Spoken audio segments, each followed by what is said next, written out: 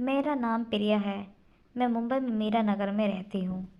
मेरी खूबसूरती के चर्चे सिर्फ मेरे घर तक ही नहीं थे, बल्कि घर से बाहर कॉलेज में भी थे। अपने नाम की तरह मैं बहुत ही खूबसूरत थी।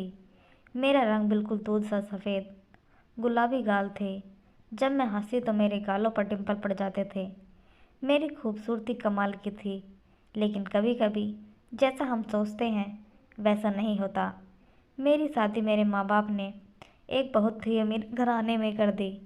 हम गरीब थे, लेकिन मैं बहुत खूबसूरत थी। इस वजह से उन लोगों ने हमसे रिश्ता तय कर दिया।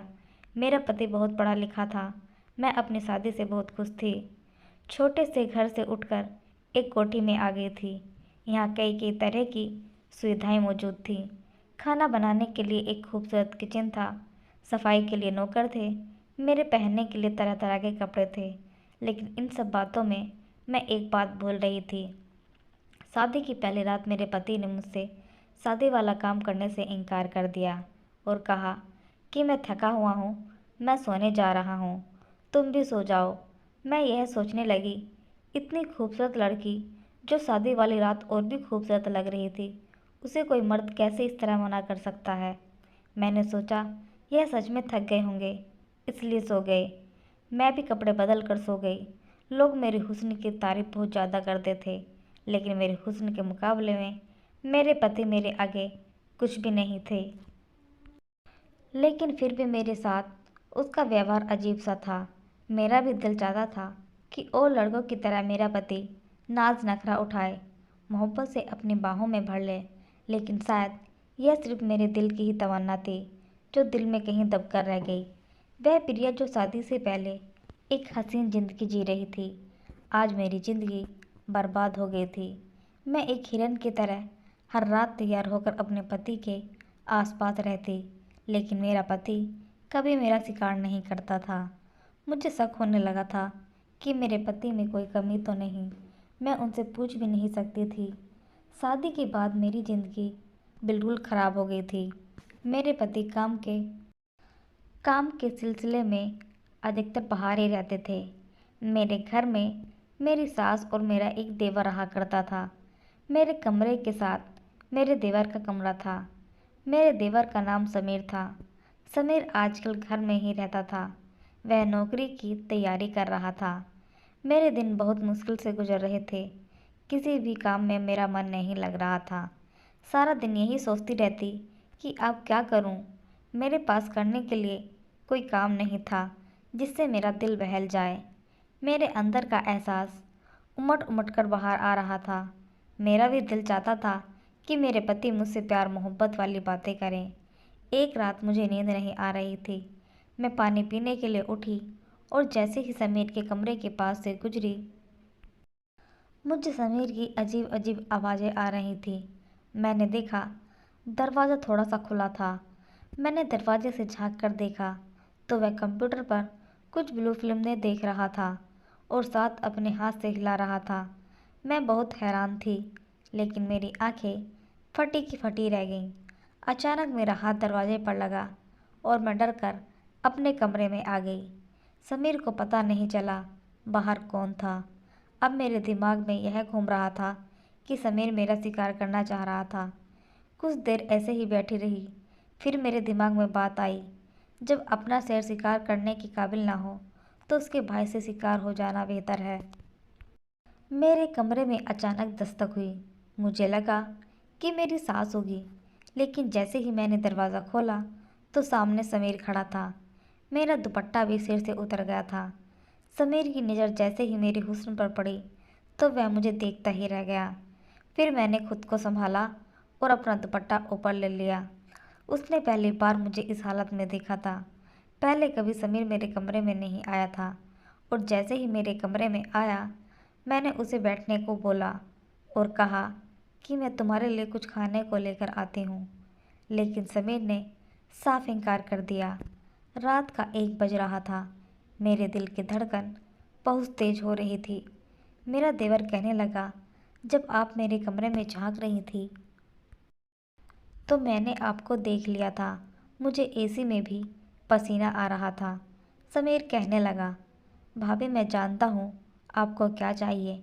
मैं आपको एक बात बताना चाहता हूँ कि मेरा भाई नामर्द है और आपके साथ उसकी शादी इसलिए की थी कि आप गरीब घराने से ताल्लुक़ रखती हैं और मेरे भाई की दुनिया वालों के सामने इज्जत बनी रहेगी।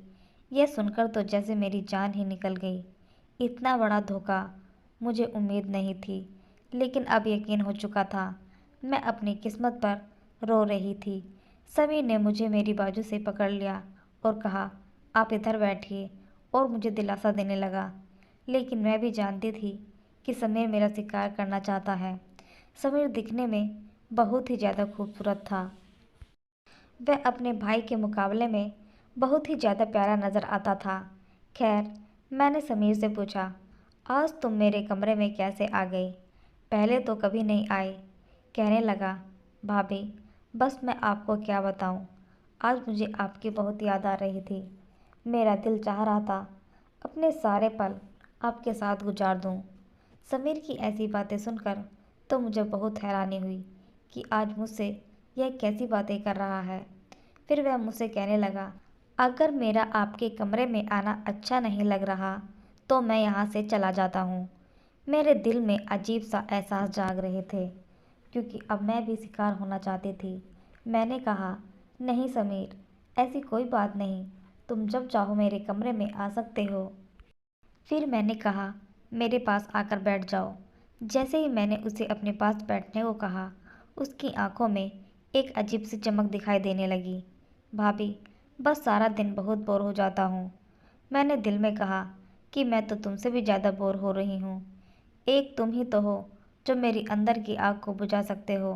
कहने लगा, अम्मा तो सो रही हैं, सोचा आपके साथ आकर गपशप कर लेता हूँ। और पूछने लगा, भाभी, भैया कब तक आएंगे? मैंने कहा, वह 1-2 हफ्ते में आ जाएंगे। मैंने समीर से पूछा, तो तुम ऐसे क्यों पूछ रहे हो? ताकि हमारे बीच कोई ना आ सके। मैंने अपने देवर से पूछा, मतलब क्या है तुम्हारा इस बात का? उसने मेरे दोनों हाथों को थाम लिया। मैं समझ चुकी थी कि मेरे साथ किस बारे में बात कर रहा है। फिर समीर मुझसे कहने लगा, भाभी प्लीज़ मेरी मदद करें कि शायद उसे किसी चीज़ की ज़रूरत हो। मैंने पूछा, समीर, तुम्हें क्या हुआ है? तुम्हें क्या चाहिए? कहने लगा, भाभी प्लीज़ मुझे सुकून दे दो। मुझे उसकी सारी बातें समझ आ रही थी कि वह मुझसे क्या मांग रहा था। मैंने उसके अंदर कुछ तब्दीली नोट कर ली थी। मैं उसकी हरकतें देख रही थी। मैंने उससे वादा किया कि यह बात सिर्फ तुम्हारे और मेरे दिल में रहेंगी। तुम्हारे भाई को इस बारे में पता नहीं चलेगा, वरना वह मुझे तलाक दे देंगे। उसने मेरे साथ वादा कर लिया। अब वह मेरे और भी करीब आ गया और बोला, भाभी, मुझे यह गंदी फिल्में देखने की लत लग गई है।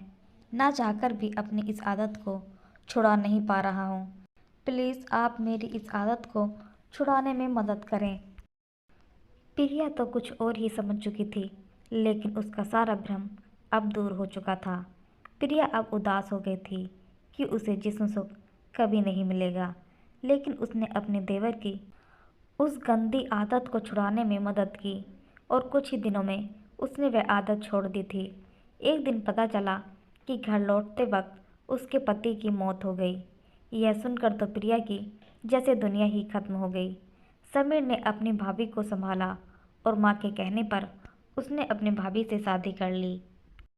समीर ने प्रिया को हर तरह का सुख दिया और दोनों एक दूसरे के साथ बहुत खुश थे।